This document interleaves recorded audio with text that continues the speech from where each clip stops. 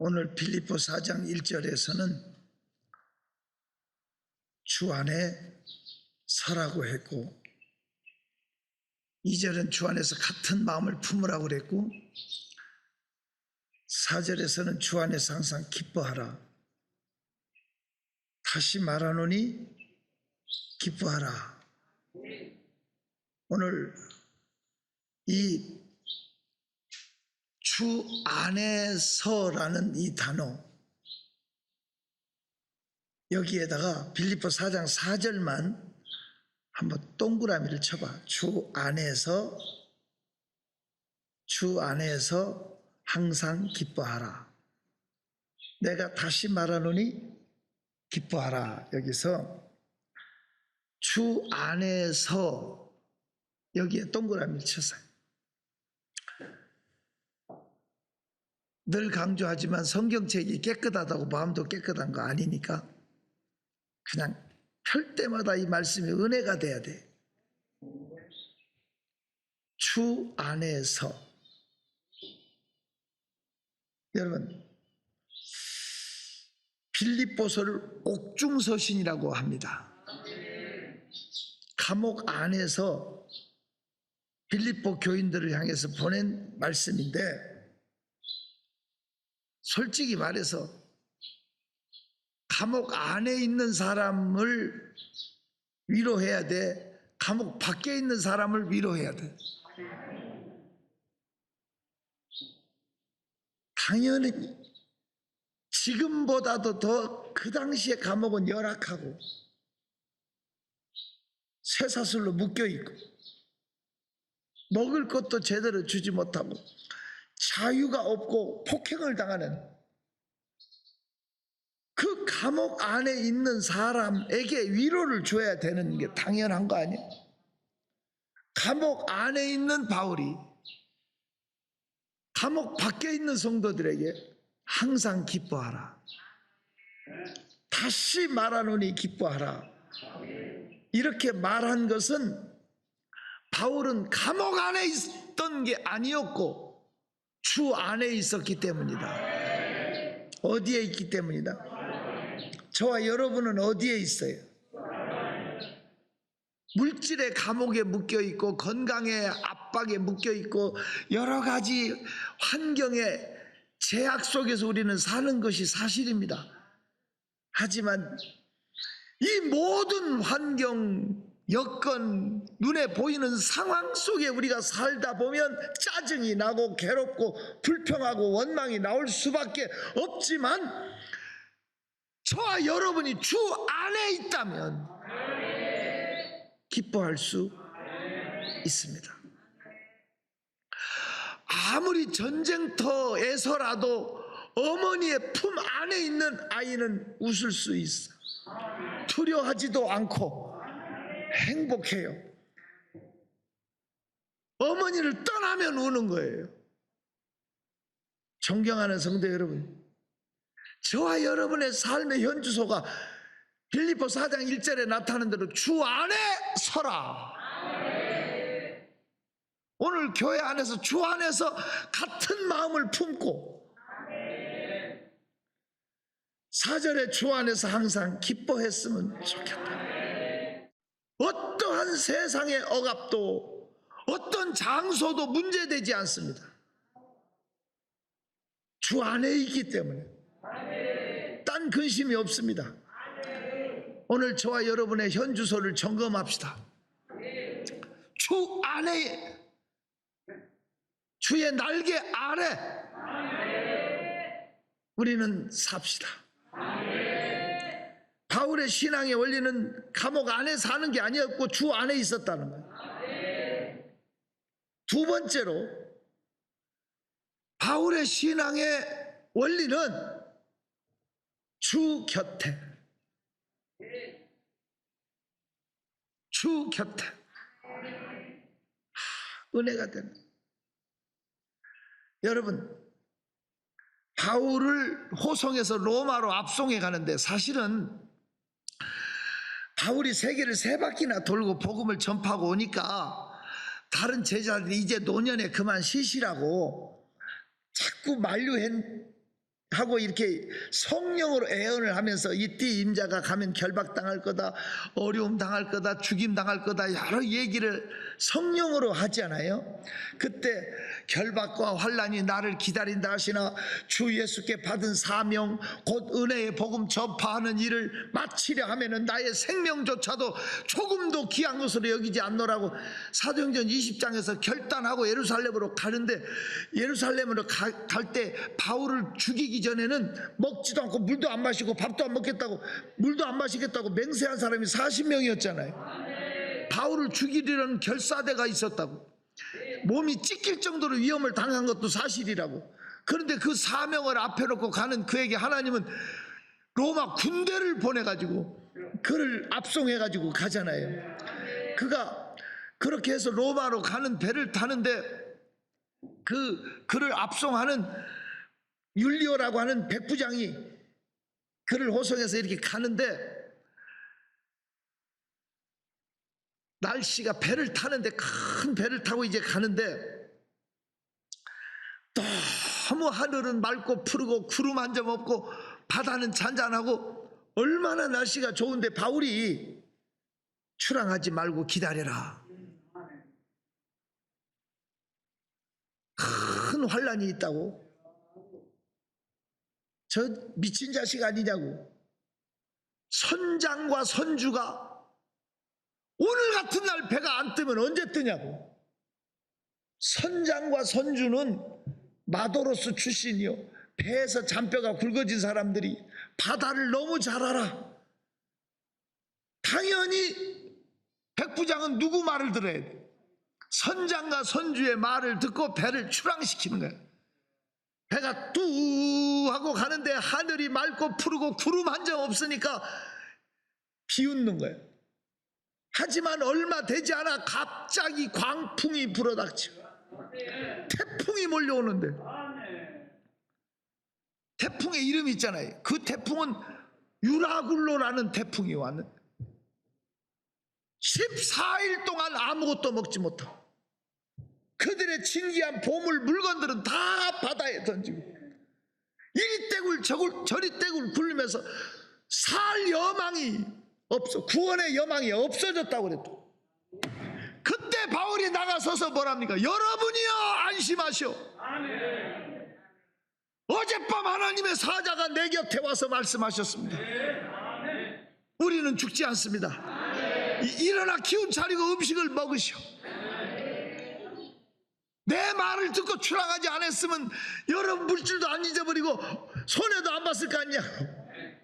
하지만 안심하라고 하나님이 내 곁에 서서 말씀하셨다. 이 구절을 한번 펴봐요. 사도행전 27장, 사도행전 27장 23절 봐요. 찾았으면 아멘. 읽어요. 시작. 내가 스탄과 곧 내가 섬기는 하나님의 사자가 어젯밤에 내 곁에 서서 말하되 울지 말라. 내가 대사 앞에 서야 하겠고. 자, 여기서 23절에 어젯밤에 내 곁에 서서, 이 내 곁에 거기다 동그라미를 쳐봐. 바울의 신앙의 원리는 주님 곁에서예요. 바울의 신앙 첫 번째는 주 안에서, 두 번째는 주 곁에서. 제가 82년 무렵에 서울에서 목회하고 있던 시절에 우리 교회 문영택 집사라고 하는 분이 주산이 11단이었어요. 이분이 국가대표 주산 선수로 해외도 나갔다 왔고 군산상고 출신인데 굉장히 충성했어요. 근데 그분을 생각하면 참 귀한 거예요. 그 당시에 이분이 장이동에 자기 누나가 사는데 군산에서 올라와서 시골에서 서울로, 자기 목사님이 그랬대. 서울에 가면 가장 가난하고 어렵고 힘든 교회를 찾아가 섬겨라. 그래야 복 받는다. 그래가지고 그 당시에 이분이 장이동에 자기 누나는 큰 교회 다니니까 개척교회 어디가 제일 가난하고 어려운 교회인가 해서 걸어서 교회를 이 교회 저 교회 이렇게 다니다 보니까 면목동까지 온 거야, 걸어서. 근데 우리 교회에서 낙찰했어. 왜? 이 교회가 제일 가난하다. 이유가 뭐냐? 강대상을 사각개짝으로 만들었다. 사각개짝으로 강대상 만들어서 덮어가지고 이렇게 강대상으로 쓰면서 개척을 했어요. 아무것도 갖추지 않고. 거기서 낙찰했어요. 이제 그래서 저희 교회를 등록을 했어요, 이분이. 그래, 열심히 충성을 했는데 하나님이 진짜 갚아주는 게 느껴져요. 왜냐하면 한 번은 나한테 전화가 왔어요. 자기 딸 정심이가 독일로 유학을 간다는데 목사님 독일에 아는 데 없니? 그래서 제가 독일에 SN 한인교회로 전화를 했어요. 제가 거기에 뭐 한 10대 집회 갈 정도로 1년에 2번씩 가던 교회고, 그 교회 처음 갔다가 이제 주변에 많은 데로 집회를 이제 파급적으로 가게 됐던 시절이 있었는데, 내가 그 목사님한테, 우리 문 집사님이라고 하는 집사님이 우리 충성했던 분인데 그 집 딸을 그곳으로 좀 유학 가려고 하는데 좀 받아줄 수 있냐 그랬더니, 그 교회 문풍호 장로님이라고 사업가로 성공한 분이 있어요. 광부로 갔다가 그분이 자기 딸처럼, 그 또 종씨라고 책임져 주겠다 해서 그리 가서 거기서 공부해서 거기서 박사학위 받아가지고 박사 남편 만나가지고 국립대 교수로 왔어요. 그뿐만 아니라 자기 동생 성필이, 영경이 다 거기로 해서, 그 내가 생각해도 내가 유럽 쪽으로 집회를 많이 갔는데 우리 애들은 하나도 안 보냈는데 그 집 애들만 덕을 받더라고. 그래서 하나님이 갚아준 거잖아. 근데 그분이 이렇게 주산학원이라는 걸 했어요, 그 당시에. 그 주산학원을 했는데 큰 길 옆에서 주산학원을 하는데 애들 길 건너주는 거야. 길 건너. 위험하니까 차가 많이 다니면. 집으로 보내려니까 애 하나가 안 보이는 거야. 급하게 내려가 보니까 애가 트럭 바퀴 밑에 들어갔어. 즉사를 해버렸어. 으깨져가지고. 정말 슬퍼하더라고요. 정말 많이 울더라고, 우리 집사님. 얼마 세월이, 날이 며칠 지났는데 날더러 그 엄마를 위로해 주러 중곡동에 가서 예배를 좀 드려달래, 날더러. 그러자고 갔어요. 갔는데 아이를 잃고 엄마가 막 울고 그 방에서 앉아 혼자 울고 있는 그 엄마를 가서 날더러 위로 예배를 드려달라는데 진짜 난감하더라고요. 왜냐하면 젊은 목사가 가가지고, 지금도 젊지만 그때는 더 젊어, 젊은 목사가 가가지고 머릿속에 창세기부터 계시록까지 다 넘겨봐도 할 말이 없는 거예요. 할 말이. 아니, 애가 죽어서 우는 엄마한테 뭐라고 설교를 하냐고. 뭐라고, 어떤 말이 위로가 되겠냐고. 여러분, 애를 잃고 우는 엄마한테 세상 돈을 다 갖다 준들 위로가 되겠고, 아무리 좋은 뭘 준다고 엄마를 위로할 수 있겠냐고. 예수님이 죽은 집에 신방을 가면 한 집도 걱정이 없어 다 살려버렸으니까. 그래서 초상집이 예수님이 가면 잔치집으로 바뀌었거든. 다. 그렇다고 무덤에 들어간 딸을 나오라 할 수도 없는 거, 능력, 무슨 설교를 하냐고. 예수님이 죽은 아들을 묻으러 가는 나인성 과부를 보고 여인아 울지 말라 그랬어. 아니, 애가 죽어서 우는 여인에게 울지 말라 하는 사람은 정신병자야. 어떻게 울지 말라고? 울어야 된다고. 그런데 예수님이 울지 말라고 할 수 있었던 것은 살려줄 수 있었기 때문에. 살려줄 수. 울지 말라 하시고 청년아 내가 내게 명하노니 일어나라.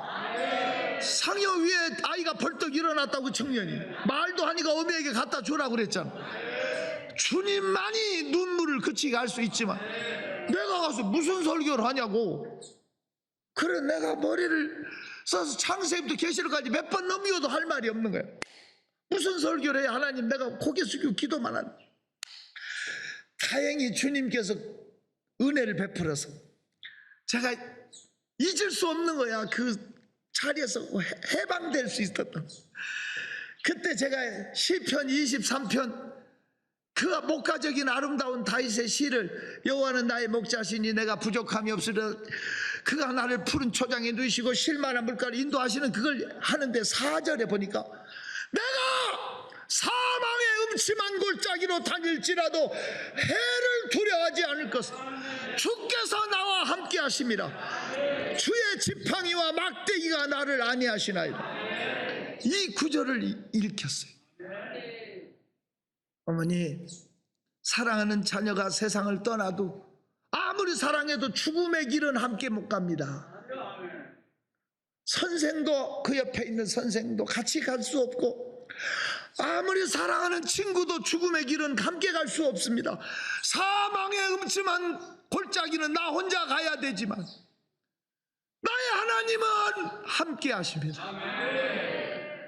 당신의 자녀의 손을 잡고 강 건너편으로 사망의 강 건너편에 생명의 강에 황금성에 함께 거닐고 계실 겁니다. 내 깐에는요 기가 막힌 내가 속으로 명설교를 했다. 많이 듣고 있더라고. 그리고 나오면서 내가 대문까지 그 엄마가 잘 가시라고 배웅을 하는데 날더러 또 그래. 목사님 잘해준 건 생각 안 나고 못해준 생각만 나고 또 울어. 나는 그 부모 심정을 이해할 수 없었지. 그때까지만 해도 아무것도 모르는 철부지 목사 아니냐고. 존경하는 성도 여러분, 하지만 저는 제가 설교한 거 그걸 평생에 지워지질 않아. 사망의 골짜기를 가도 사망의 음침한 골짜기를 가도 하나님은 내 손 잡아주시다. 하나님은 나와 함께합니다. 사람이 33세까지 세포 분열을 한대요. 33세. 그러니까 33세가 안 된 사람은 아직도 이마에 피도 안 바른 사람.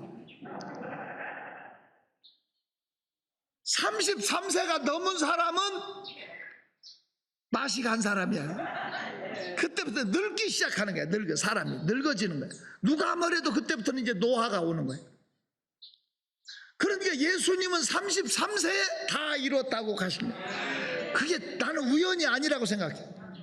그분이 완전한 몸을 입고 부활의 모습으로 나타났던 그때 모습으로 우리는 변화될 거예요. 그래서 나는 나이를 먹은 적이 없어. 나는 항상 32이야. 아직 1이야. 쩔어보지 말고요. 나는 나름대로 그런 생각을 가지고 있는데 어린아이로 죽었어도 완전한 모습. 나는 그 글을 읽으면서 그런 생각을 했는데 그 다음날 우리 할머니가 또 나한테 그래요. 야, 우리 애가 광주리 타고 구름 타고 위로 올라가는데 내가 붙잡으려고 해도 자꾸 올라가더라. 그런 말을 해요. 이상하다. 근데 그날 세상을 떠났어. 야, 처음에는 진짜 마음이 아팠는데 처음으로 며칠 만에 제가 설교하면서 그랬어요. 내가 이제 목사가 된 것 같다. 슬픔을 가지고 자녀를 잃은 부모의 마음을 이제 알 것 같다. 내가 처음으로 내가 이제 카운셀러 자격증을 얻은 것 같다. 이제야 내가 마음을 알 것 같다. 그리고 천국에 내 핏줄이 있으니까 천국을 보는 눈이 다시 열려진 것 같다. 더 가까워졌다. 이러면서 설교했던 기억이 나요. 어찌됐든 그 부모를 잃은 어머니의 마음을 누가 위로하겠어요. 하지만 주님은 그와 함께 하신다. 어떠한 상황에도 주님 곁에 삽시다. 주와 동행합시다. 바울의 신앙 원리는 주 안에서 곁에서. 세 번째 마지막으로 주 앞에서. 주 앞에서. 이것이 원리입니다. 우리 디모데후서 2장 14절 봐요. 디모데후서 2장 14절. 찾았으면 아멘. 읽어요. 14절 시작. 너는 그들로 이 일을 기억하게 하여 말다툼을 하지 말라고 하나님 앞에서 엄히 명하라. 하나님 앞에서 엄히 명하라. 4장 1절 봐요. 디모데후서 시작. 하나님 앞과 살아있는 자와 죽은 자를 심판하실 그리스도 예수 앞에서 그가 나타나실 것과 그의 나라를 두고 엄히 명하노니 너는 말씀을 전파하라. 여기서 그리스도 예수 앞에서라는 단어에 동그라미 쳐. 앞에. 우리의 신앙 원리는 하나님 앞에서 살아야 돼. 하나님 앞에서 말다툼하지 말고 하나님 앞에서 복음 전파하면서 하나님의 기쁨조로 살아갑시다. 하나님 앞에서. 고린도후서 5장 한번 보세요. 고린도후서 5장 9절 10절 한번 읽어보죠. 여기서 저는 우리가 하나님 앞에서 삶의 모습을 보게 됩니다. 고린도서 5장 9절 10절 큰 소리로 시작. 그런즉 우리는 몸으로 있든지 떠나 있든지 다시 말하면 살아 있든지 죽어 있든지 이 말이에요. 몸으로 있든지 영이 떠나든지 주를 뭐하게 기쁘시게 하는 자가 되기를 힘쓰노라. 이는 우리가 다 반드시 그리스도 심판대 앞에 나타나게 되니까. 맞습니까? 심판대를 준비하는 삶이 돼야 돼요. 우리는 심판대 앞에 설 거예요. 하나님 앞에서.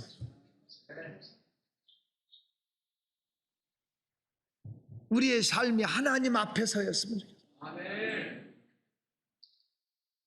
요셉이라는 사람, 멋있는 사람, 은밀하게 보디발의 아내가 붙잡고 늘어졌지만 하나님 앞에서 어찌 득지하리까. 하나님 앞에서의 신앙은 세상 사람들은 그를 사슬에 매어 감옥에 던졌어도 그는 총리대에서 나오는 거예요. 하나님 앞에서만 깨끗하면 하나님은 책임져 주시는 거예요. 우리는 솔직히 말해서 사람을 두려워하지 하나님을 두려워하지 않고 사람 앞에서 가식과 이선을 떠는 사람 많아. 하나님 앞에서의 삶이 되게 하옵소서. 우리의 삶이 하나님 앞에서. 이것이 바울 사도의 신앙 원리라면 저와 여러분이 이 원리로 살아갔으면 좋겠어요. 큰 소리로 따라해요. 예수 안에서,